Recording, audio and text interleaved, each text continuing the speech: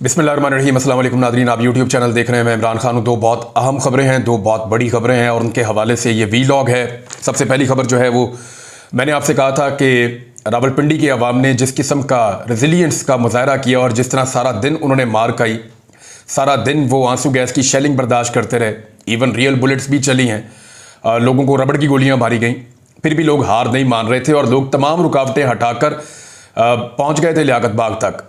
लेकिन अली अमीन गंडापुर साहब का जो बड़ा काफिला आ रहा था खैबर पख्तूनख्वा से, वो मोटरवे से वापस मुड़ गया था जब पाकिस्तान तहरीक इंसाफ की क़यादत ने ये अनाउंसमेंट कर दी कि एहतजाज ख़त्म किया जा रहा है, एहतजाज का वक्त ख़त्म हो गया है। ये अनाउंसमेंट जो है वो बैरिस्टर घोर साहब के खाते पड़ गई और अब सूरत हाल क्या है वो मैं आपको बता देता हूँ कि इमरान खान साहब का वो रद्द अमल, जिसके बारे में मैंने कहा था कि हकीकी बात तभी पता चलेगी जब पाकिस्तान तहरीक इंसाफ के बानी चेयरमैन इमरान खान साहब और साबिक वज़ीर-ए-आज़म जेल से अपना मौक़िफ़ देंगे और उन्हें यह मौका मिल जाएगा मंडे वाले दिन। और यही हुआ कि आज पीर वाले दिन इमरान खान साहब से जब मुलाकात की आज़म सवाती साहब ने, तो इमरान खान साहब ने फिर अपना मौक़िफ़ दिया इस बारे में।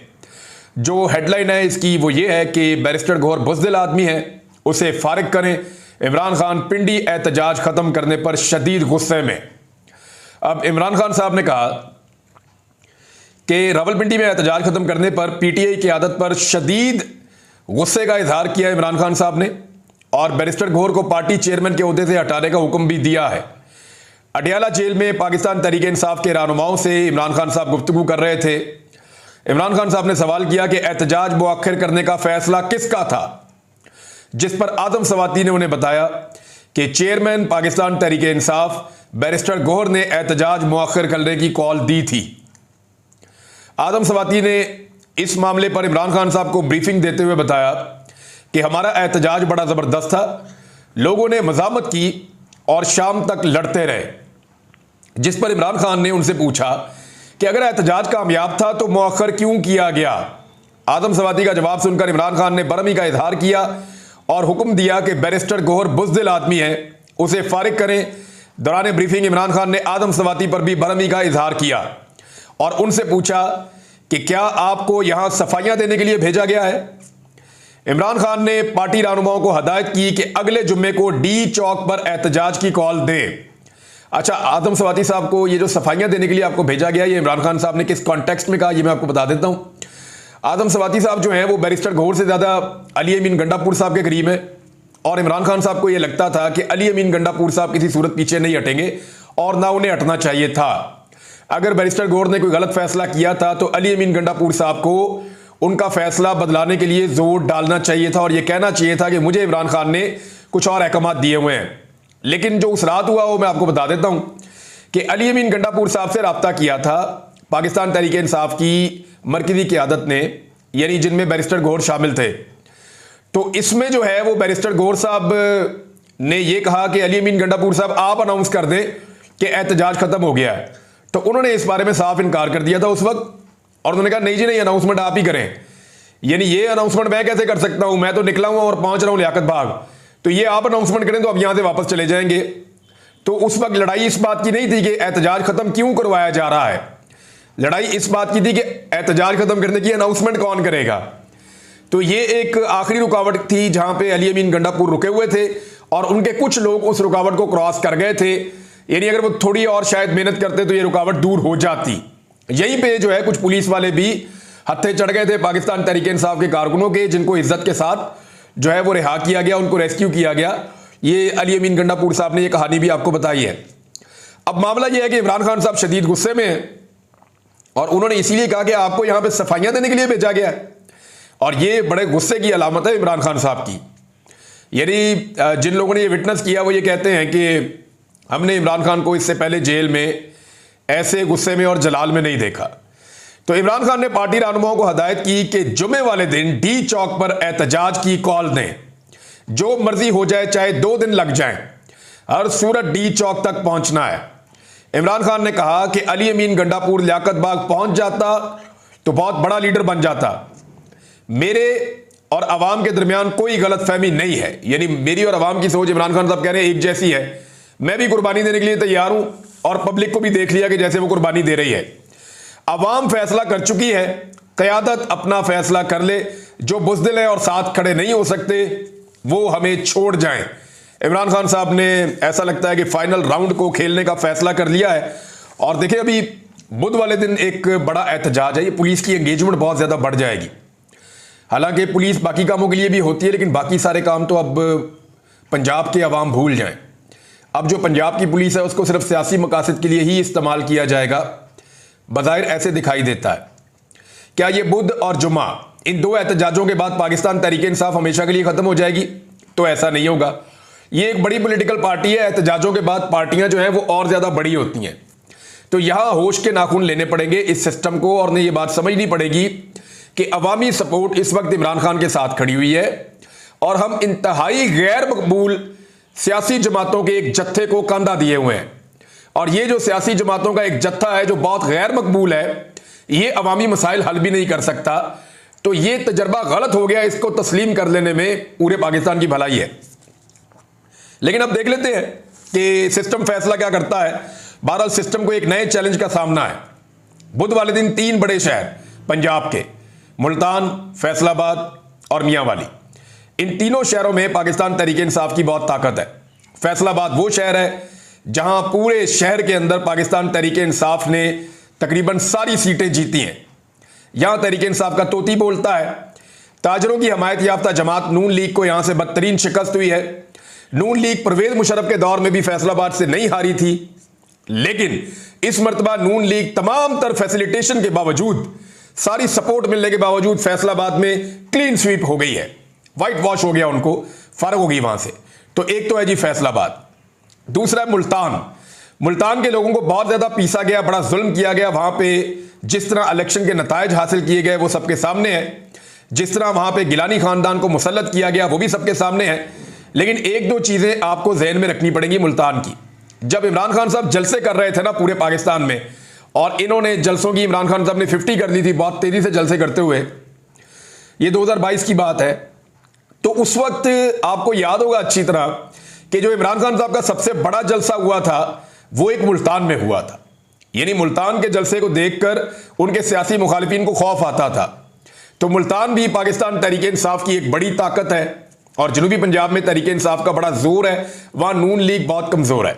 तो इस सूरत हाल में दूसरा शहर मुल्तान होना यह भी एक बड़ा अच्छा खासा प्रॉब्लम है। और तीसरा मियांवाली।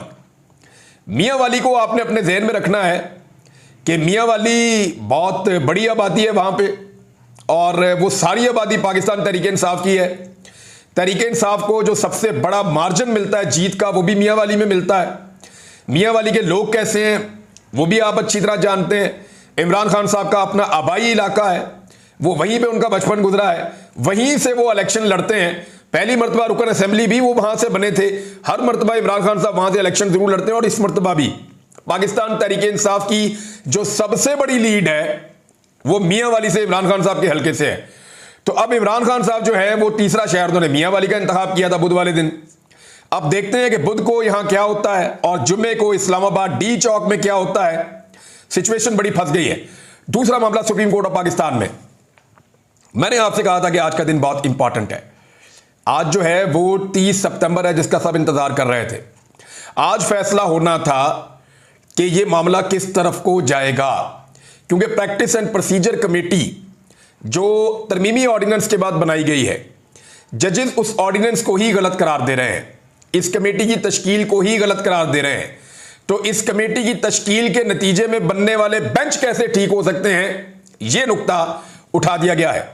काजी फायद ईसा पर उनके बाद आने वाले तीनों सीनियर जजेस ने ऐसा लगता है कि अदम एतमाद का इजहार कर दिया है। जस्टिस मंसूर दी शाह साहब ने कमेटी में बैठने से इनकार कर दिया। जस्टिस मुनीब अख्तर साहब बेंच के अंदर नहीं बैठे, और जस्टिस याया अफरीदी साहब ने भी कमेटी के अंदर बैठने से इनकार कर दिया। अब जो सवालात उठाए गए हैं मैं आपको बताता हूं, लेकिन पहले आप डेवलपमेंट देख लें कि काजी फायद ईसा साहब अदालत में आए, 4 जजेस मौजूद थे, जस्टिस मुनीब अख्तर साहब अदालत में नहीं आए, बल्कि उनका एक खत मौजूद है जिस खत में उन्होंने तहफ़्फ़ुज़ात का इजहार किया है। उन्होंने क्या कहा, लेकिन इससे पहले जरा कार्रवाई आप देख लें। वहां पे अली जफर साहब आए, उन्होंने कहा जी फुल कोर्ट बना दें। अब मजे की बात यह है कि 63A वाला जो फैसला है, इससे पहले जब 2 साल पहले आया था तब पूरी की पूरी नून लीग, पूरी की पूरी पीपल्स पार्टी, फजलुर रहमान साहब की पार्टी, MQM, सारी पाकिस्तान की पॉलिटिकल पार्टीज कहती थी कि फुल कोर्ट बनाएं, फुल कोर्ट बनाओ, बोने जजो फुल कोर्ट बनाओ, उस वक्त ये कहते थे। और सारे सहाफी भी यही कहते थे फुल कोर्ट बनाएं, ये आइन की तशरीह का मामला है, फुल कोर्ट बनाएं, सारे यही कहते थे। लेकिन उस वक्त जस्टिस उमर ता बंदयाल साहब ने फुल कोर्ट नहीं बनाया और पाकिस्तान तहरीक इंसाफ कहती थी ये जो जज बैठे हुए यही ठीक है, फुल कोर्ट बनाने की जरूरत नहीं है। और अब ऐसा वक्त आ गया है कि पाकिस्तान तहरीक इंसाफ फुल कोर्ट का तकाजा कर रही है और वो सारी जमातें जो फुल कोर्ट के लिए जो छलांगे मारती थी, वो सारी जमातें जो कहती थी फुल कोर्ट बनाए, वो अब फुल कोर्ट बनाने से पीछे हट रही हैं। कादी फायद ईसा साहब को भी ये कहा गया कि जी इसमें फुल कोर्ट बनाया जाए, तो उन्होंने कहा इसकी कोई मिसाल, लेकिन ये एक टेक्निकल मामला एक जगह पे आगे फंस गया है और अगर इस केस में फुल कोर्ट नहीं भी बनाया जाता फिर भी फुल कोर्ट इस मामले पे तो बनेगा कि प्रैक्टिस एंड प्रोसीजर कमेटी के मामला कैसे चलेंगे, इस पे तो बनना चाहिए। कादी फायद ईसा साहब ने आज से 2 साल पहले जो किया एग्जैक्टली वही कुछ आज भी हो रहा है। यानी अगर आप अप्रैल 2023 की बात कर लें, 1.5 साल पहले की, तो उसमें कादी फायद ईसा साहब ने मिलिट्री कोर्ट वाले एक बेंच में बैठने से इनकार कर दिया था, ये कहते हुए कि जब तक प्रैक्टिस एंड प्रोसीजर कमेटी के हवाले से फैसला नहीं हो जाता मैं किसी भी बेंच की तश्कील को नहीं मानता और मैं बेंच के अंदर नहीं बैठूंगा। तो आपको याद होगा कि कादी साहब ने अपने आप को बेंच में से अलग कर लिया था। लेकिन जस्टिस मुनीब अख्तर साहब कादी साहब की तरह जज्बाती नहीं है, उन्होंने बहुत टेक्निकल काम किया है। और टेक्निकल काम क्या है वो मैं आपको बता देता हूं। उन्होंने जस्टिस मुनीब अख्तर साहब ने कुछ नुक्ते उठाए, जिनमें उनका एक नुक्ता तो ये है कि ये जस्टिस बदर आलम मियां खेल साहब कैसे बन गए जी इस कोर्ट के मेंबर। हालांकि ये पिछले बेंच में शामिल जरूर थे, लेकिन ये इस बेंच के मेंबर नहीं बन सकते क्योंकि ये तो एडहॉक जज हैं। और क्या एडहॉक जजेस किस तरह के केसेस सुनेंगे, इस बारे में कोई फैसला हुआ, जरा उस बारे में आप रोशनी डाल लें। तो ये बहुत टेक्निकल खेल गए हैं कि एडहॉक जज को आप इस बेंच का मेंबर नहीं बना सकते। दूसरा, एक बात याद रखिएगा, ये जो फैसला था ना 2022 वाला 63A वाला कि कोई भी रुकन अपनी पार्टी की मर्जी के खिलाफ ना तो वोट डालेगा, अगर डालेगा तो वोट गिना ही नहीं जाएगा और उसकी सीट भी चली जाएगी। ये जो फैसला था ये लिखा था जस्टिस मुनीब अख्तर साहब ने और वो इस वक्त सुप्रीम कोर्ट ऑफ पाकिस्तान में जज है, तो रिव्यू को उनके बगैर नहीं सुना जा सकता। जो रिव्यू है वो नहीं सुनी जा सकती जस्टिस मुनीब अख्तर साहब के बगैर। उसकी वजह यह है कि उन्होंने तो फैसला लिखा था, दूसरा वो इस बेंच का हिस्सा भी है, तीसरा ये याद रखिएगा कि जस्टिस मुनीब अख्तर साहब ने रिफ्यूजल नहीं दिया, वो बेंच में बैठने से इनकार नहीं कर रहे, लेकिन वो बेंच में इसलिए नहीं बैठ रहे कि उनका यह मानना है कि यह बेंच की तश्कील गलत तरीके से हुई है। फिर उन्होंने कुछ नुक्ते उठाए। एक उन्होंने कहा जी कि जो 19 जुलाई को जो बेंच प्रपोज किया गया था चीफ जस्टिस की जानिब से वो इससे मुख्तलिफ था, लेकिन अब जो हुआ है नई कमेटी बनने के बाद इसमें चीफ जस्टिस ने तब्दीली करके खुद बेंच की सरबराही ले ली है। यह भी नुक्ता उन्होंने उठाया कि जनाब अब आप आकर क्यों बैठ गए हैं, 63A वाले बेंच की तश्कील पहले मुख्तलिफ थी अब कुछ और है, तो ऐसा क्यों है। एक और चीज जो उन्होंने उठाई, उन्होंने कहा जी कि ये जो बेंच बना है जिस तरीके से, इस कमेटी जो प्रैक्टिस एंड प्रोसीजर कमेटी उसमें 3 जज होते हैं, ये याद रखिएगा आप। अब मैं आपको कानून का एक सिंपल तरीका बता देता हूं। 3 जजेस वहां बैठते हैं और 3 जजेस मिलकर फैसला करते हैं कि कौन सा बेंच कैसे बनाना है। और जब इन्होंने कहा ना जी हम तरमीम करने जा रहे हैं, तो इसकी वजह यह बताई गई कि एक आधा जज अगर कभी मिसिंग हो जाए तो चीफ जस्टिस का यह इख्तियार होना चाहिए कि वो अपनी मर्जी का एक और जज ला के लगा दे। शुरू में जो वजह बता रहे थे वो ये थी, इनके सारे जो जितने भी लोग हैं इनके, वो सारे यही कह रहे थे कि जनाब इसलिए कि कोई जज इधर उधर हो जाता है तो चीफ जस्टिस एक जज को बुला सकते हैं। तो 2 रुकन तो हो गए फिक्स।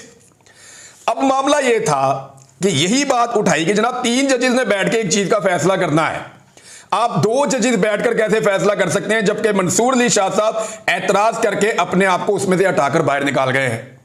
तो 3 जजेस का फैसला 2 जजेस कैसे कर सकते हैं, 3 जजेस ने जो बेंच बनाना था वो 2 जजेस कैसे बना सकते हैं।